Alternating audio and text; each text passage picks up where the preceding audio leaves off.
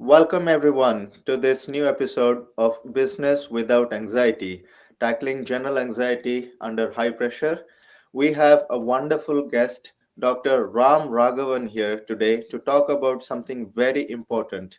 We tackle general anxiety because this is one of the most misunderstood kinds of anxiety, but there is more to it. There is more to well-being, and there is something related which we can measure as well. And today, Dr. Ram is going to talk about it in more detail. Our purpose is to look at the problems, remove the stigma, look at some techniques, and look at some results. And remember, we are together, we are not alone. So there is a lot of support available. If you would like to join me as a guest, please let me know. We have some links here, and we would love to hear stories from you. We are talking about a key issue, answering some submitted questions. So if you see me looking down, I'm actually looking at some questions that our guests are sharing. And you can always email us at talksafely@mindly.uk with more questions. And we'll all share some resources, both from Kaya and from Mindly, so that you can actually start taking actions. Remember, this is not medical advice. This is not professional advice. This is not a replacement for professional advice. So if you or anyone you know feel that you need help, please seek help. Seeking help is a sign of strength. Put your own oxygen mask first. At Mindly, we do the me approach. Some people call it motivated engagement, measurable efficiency, money enrichment, mind and emotions. For me, I like the fact that the change starts with me. Your change starts with you. That's the me approach. We'll move through these slides. Step It Up bridges the gap between business consulting and the well being side of things. But we will quickly look at what we did in the last few episodes and move on to listening to Dr. Ram. We have spoken about myths about anxiety. We have spoken about physical, emotional symptoms. We have spoken about remote working. In some of the episodes, we have also spoken about relationships as well. But today, we are going to talk about the differences between work life and personal life. My name is Jeev Sahoo, like Yahoo. I come from the consulting industry. However, like everyone, life happens, bereavement, stress, loss, etc. And that inspired me to create this series where we can talk about how can we look at these things without stigma. And hence, these are the real case studies with real results. I wanted to go really quickly in the first section so that we have more time with our guest, Dr. Ram Raghavan. Dr. Ram, welcome. Really a pleasure to have you here. We would love to understand your journey, where you're coming from, with an introduction, and then we move to the topic. Over to you. Brilliant, Jeep. That's a very noble thing that you're doing, actually sharing experiences and getting people to realize that they're not alone and that they need to actually take action. Don't look at, a shortcut substitute way of managing your emotions. And I loved specifically what he said. He said, asking for help is a strength. That's really the key, isn't it?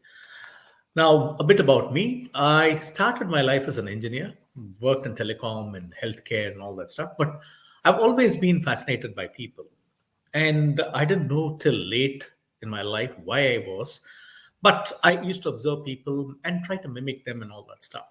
So I worked in India and my careers was, around sales, service, marketing, operations. I've done everything.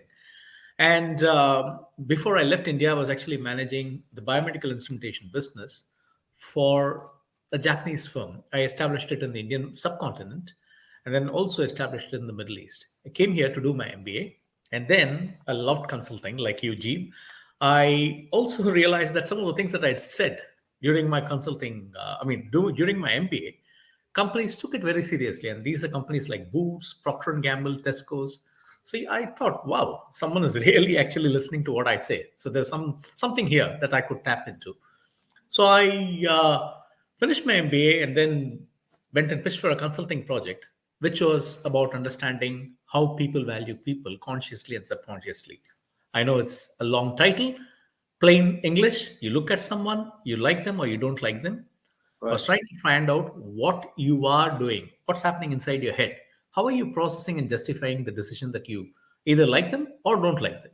So Mm-hmm. that's what led me to win that assignment. Then you realize suddenly you're a good salesman, but execution comes difficult when it's a complex topic like that. So I went Right. back to the business school, and then I got a PhD as a result of that.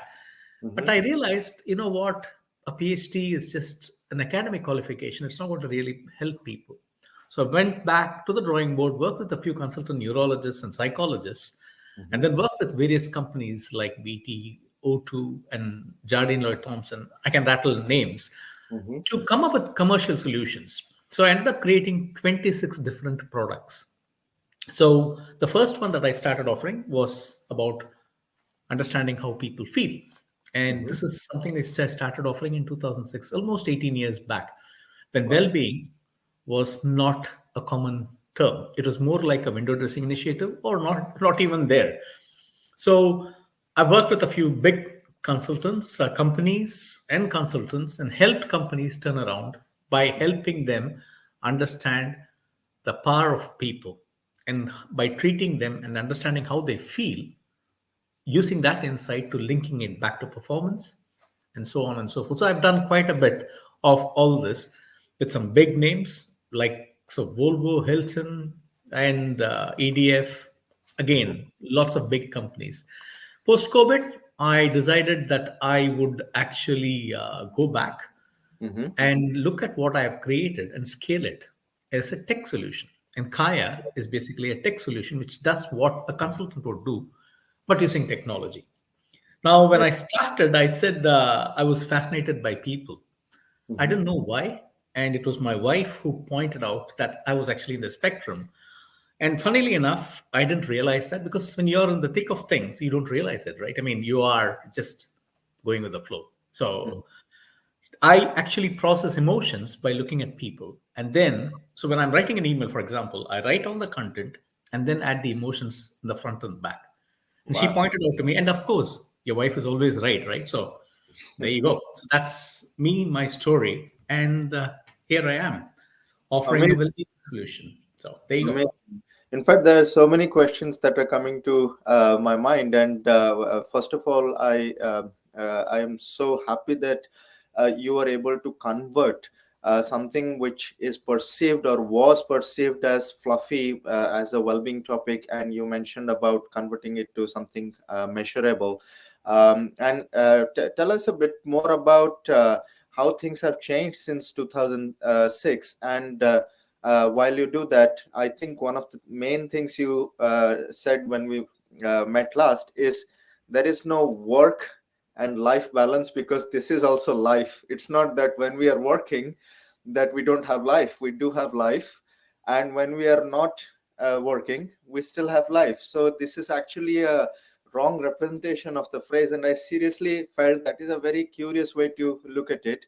I'll just put our topic here, which is why is it important to understand the differences between work and life challenges. So please share. Okay, I mean, let me just give you a very quick recap of my journey from consulting to where I am.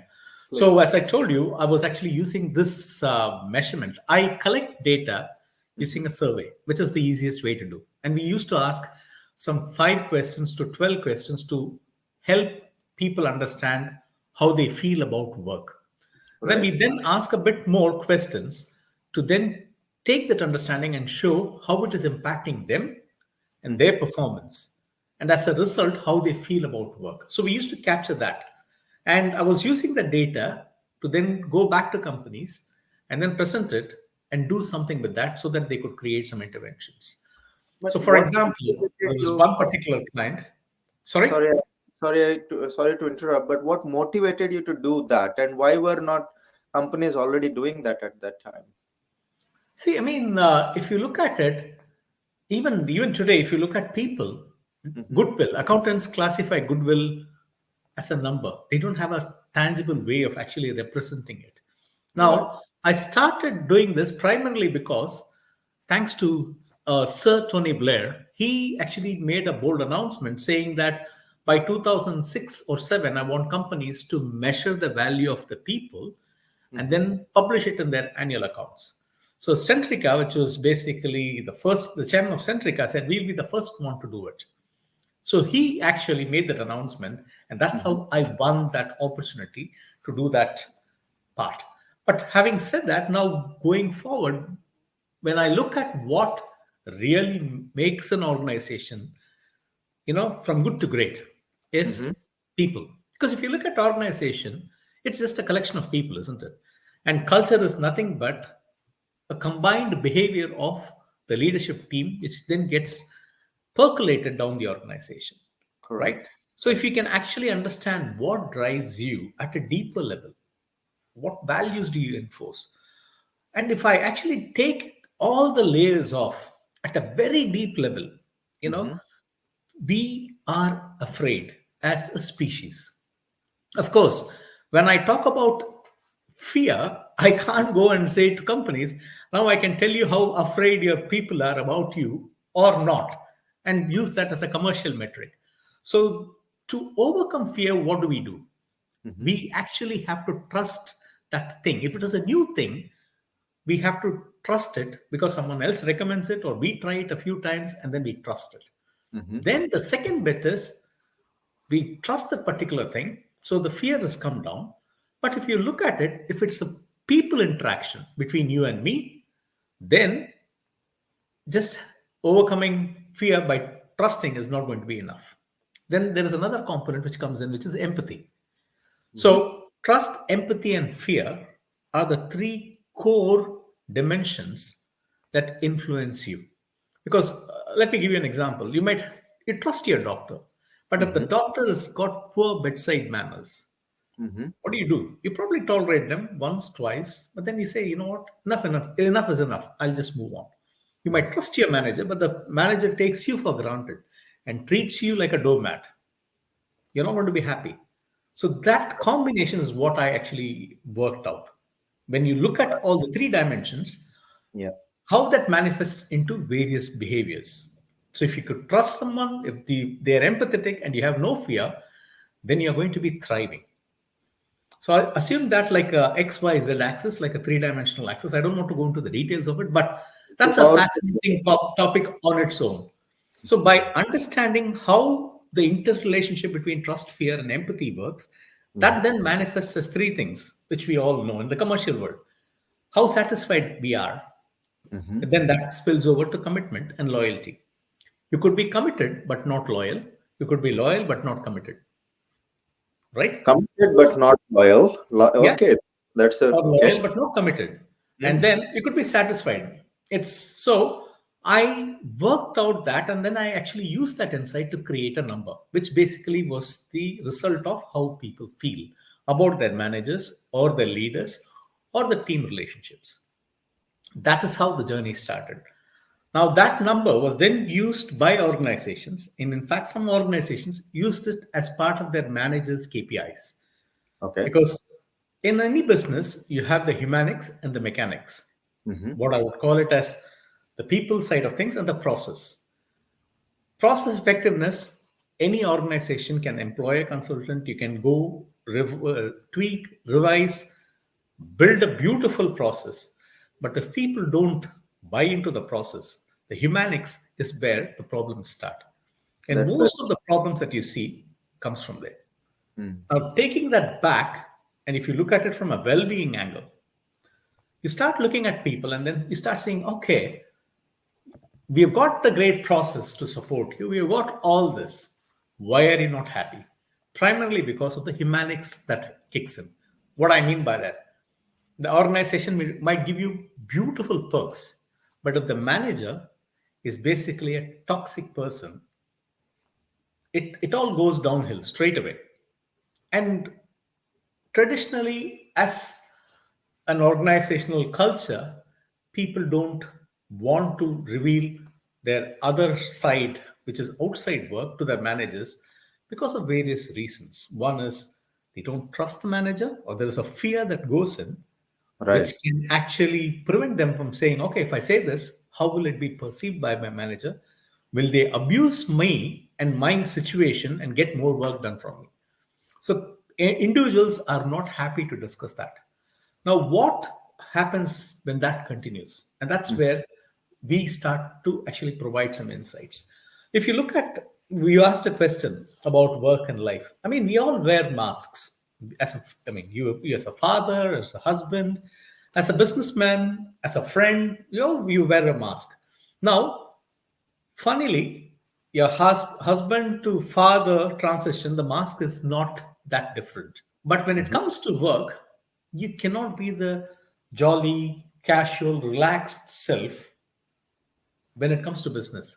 And that's a perception, isn't it? I mean, people always think, oh, you'll have to be formal, you will have to be like this and that. We have created a lot of norms and restrictions and constraints, which has actually amplified the problems that exist at work. Now, when you walk in through the door, you've got your life challenges that are already there. You might be worried about your health, your Mhm. mental health, physical health, money. You might be worrying about work outside work. You Correct. might be Yeah. worried about the relationships you have. You might, if you're a spiritual person, you might be worried, oh, am I doing the right thing? The fear Mhm. of God. So Mhm. there is always that worry that kicks in. And you walk through the door, there's work challenges that come in. So when there is no clear demarcation, and Mhm. especially after COVID, work from home, Oh, what happened yes. at work? What The happened? remote work and the hybrid work, etc., is that they Isn't it? sometimes we overwork, sometimes we underwork, and there is that demarcation has been blurred quite a bit. Yeah. There is no demarcation. So for us, it's always been there. Everything is, we're trying to do multiple things. Although we say we are flexible, you end up doing more work. And studies have shown that people work hard, incredibly harder when they're working from home, which has an impact on people. And then if you're talking like this and you ask me, how are you? I'll say, but what does this mean? Not necessarily. Yeah. It doesn't mean. So I'm actually trying to hide that. So there are a lot of things that kick in when this happens, and you look at what is going on in the world of work.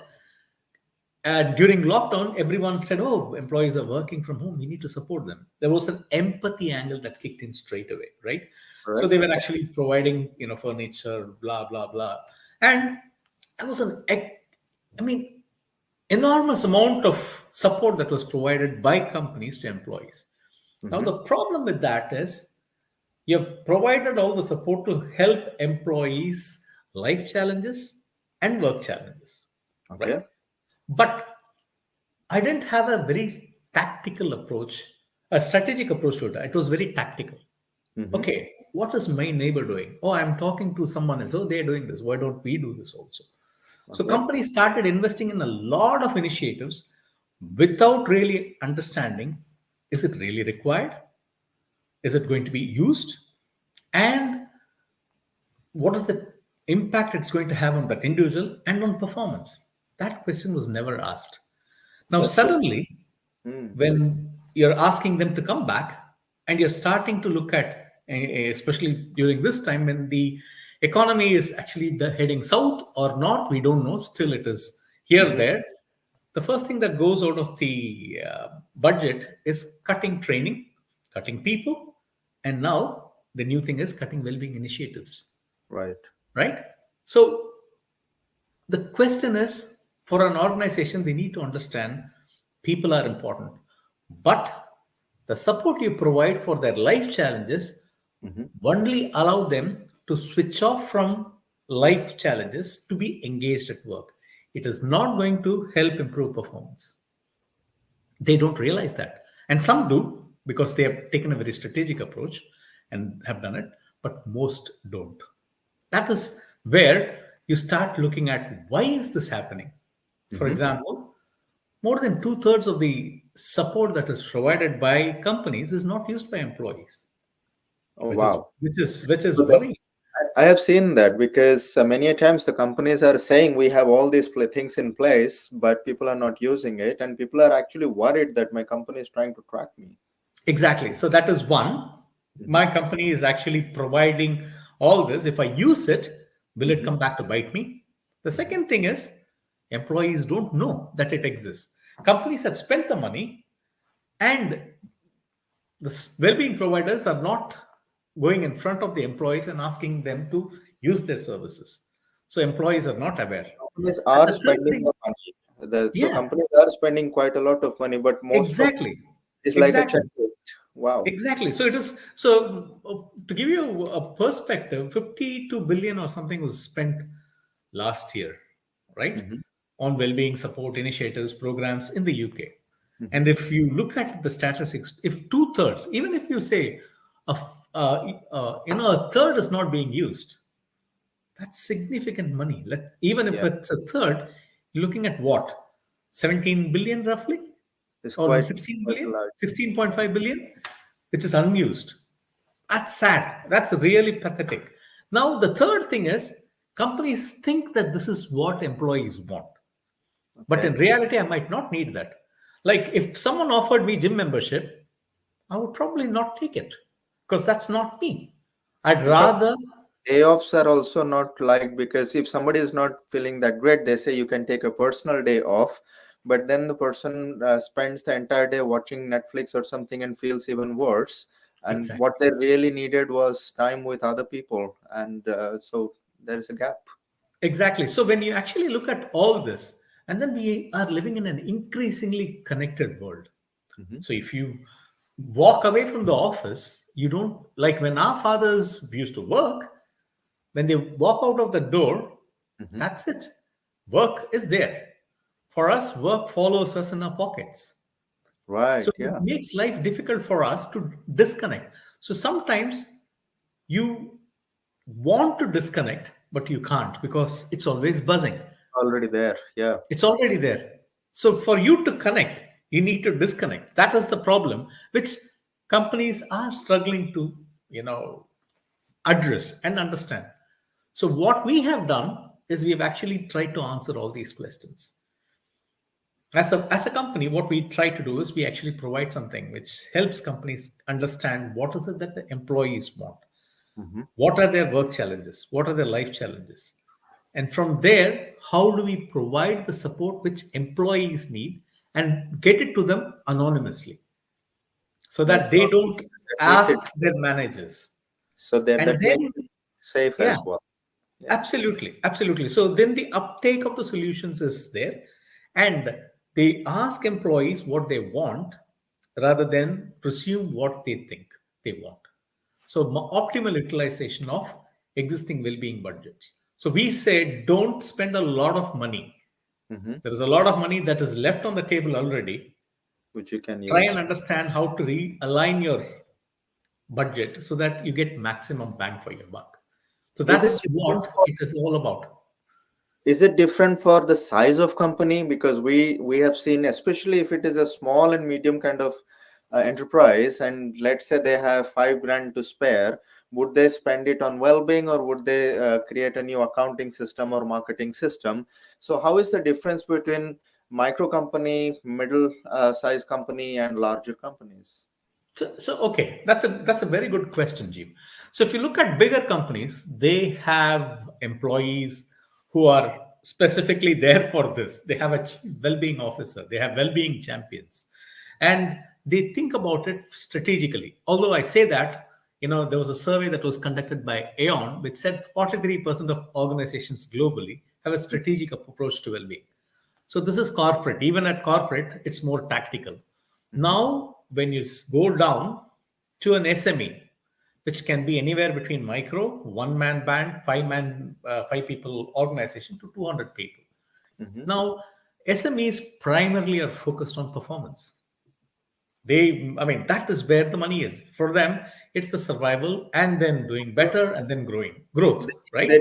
They need it to survive and grow. Exactly, exactly. So then asking them to actually say, you need to actually invest in your well-being, employees' well-being. You need to give them additional benefits.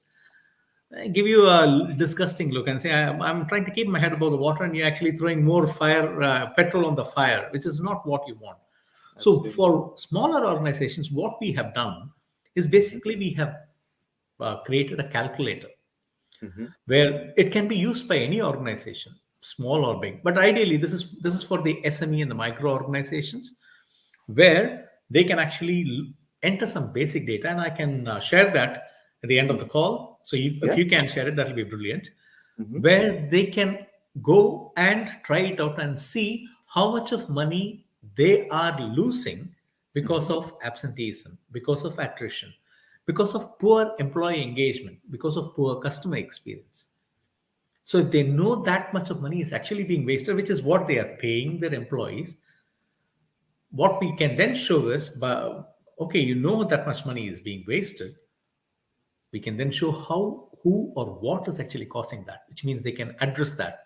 You can And connect that will some be exactly, it solutions. will be connected, and Mhm. it'll then make it much more relevant for SMEs. Now, having said that, the other thing I also realized was, if it is a small organization, let's say a 5-man band or a 10-man band, if I complete a survey and I make spelling mistakes, my certain words Mhm. are always, I spell it wrong, Mhm. right? So if I am a 5-man band and I complete the survey, my boss sees it. He see, and if I say something bad, the spelling mistake will catch, reveal who I am. So Mhm. for smaller organizations or micro organizations, what we have done is we have launched a free survey that every individual can use, right? Okay. So they complete it and they answer it based on what they think they need as a support. Right. And we have got around 700 to 800 resources which are free to use. Mhm. So we direct them to some difficult conversations, like right from drug addiction, debt management, to various challenges that they have. There are articles and videos that are there which can kickstart that journey. But in addition to that, we also have well-being solutions providers and partners who could be reached out as a result of completing that survey if they want to. In the And same some time. organizations, smaller ones, what they are saying is, let's do this, you guys do it. The life challenges that support you need, you pay for it, we will reimburse you. Which means the company does not need to know if it's a 5-man band. If I support them with the basic stuff that is needed to stop them worrying about life, I can get them back to work. Unless I am a Super. dictator and an arrogant boss, generally that support will be perceived in a positive light. Yeah, in fact, most entrepreneurs, especially small entrepreneurs, while they are focusing on the money because the organization has to survive, but because they're entrepreneurs, they really care. And many times they don't have these resources in place. And what Kaya is doing is bringing these resources. You said hundreds of resources are available in this case. And unlike, topics like marketing and finance, where there have been decades of research that if you don't do marketing this way, this is what will happen, so people have a clearer view. Now what you are doing is bringing that into well-being. So if these practices carry on for 10 years, this is what is going to happen. And if this is changed by small drivers, small levers, which connect people and the organization, then you're not just are creating a better organization, you are actually saving money and building wealth as well. So it's a double whammy to double benefit, I would say. Amazing. I'm watching the time here, and unfortunately we are nearly at the end of 30 minutes, and time flies when we are having fun. Yes. But the main thing is, what I learned is, uh, we can measure it. There is trust, empathy, and we can actually use that to grow. It's as quantifiable as a marketing system or a finance system. And we are actually leaving money on the table by not doing these steps, and it changes everything. I think Absolutely. I'm going to invite everybody who is watching this, and we'll spread this word so that people can try out this calculator. If you can share some of the links, I would love to spread this around. And if I bring back the slides, we do have some resources with Mindly, and we are also listing Kaya's resources here. And if you are, like Ram was saying, most people are not dictators. If you're a caring people leader, C-level leader, investor, come and have a look at some of the workshops, and some of the workshops we are doing with Kaya, and book a call with us. And again, we are together in this.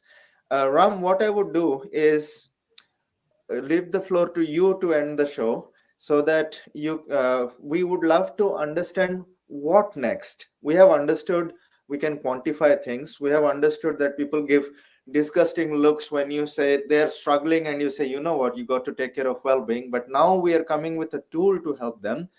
What should be the next steps according to you? And let's end the show with that.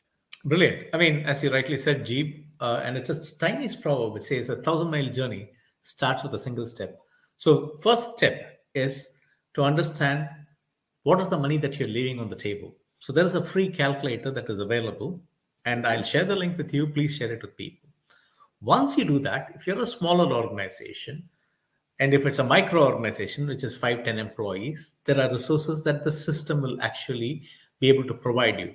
For accessing that, there's another link, which is a well-being survey, and I'll share that with you for free. So anyone watching this can try it, and then they can see the report and the support that they can generate. Brilliant. Once that happens, then we can have a meaningful conversation. I mean, my goal is to actually touch at least 1 million lives by this, financial year. Get them to understand their well-being and empower them with the right tools and support. Of course, as you rightly said when you started, we are not there to give you advice. Professional advice is something that they need to seek, but we can actually hold the mirror up and then get them to see what they could do differently. And that's where we will start the journey. And That's let this be the amazing. first step that we take. Thanks for That's having me on the show. Thank you so much, Dr. Ram. And it was amazing to learn so much. And one of the constant feedback that comes is that 30 minutes is not enough. When can we have you back again? So, what we will do is we will invite you again to even take Okay. this conversation to the next level, because we have so many questions coming up here as well. And it would be really lovely to keep discussing. The more we talk, and this came actually from someone I was speaking with, it becomes a diminishing problem the more we start sharing. So thank you Absolutely. again, and Thank you. lovely to have you on the show. Thank you. Thanks for your time, and thanks for everyone who tuned in. Have a great day and a great week and a great month and a great year.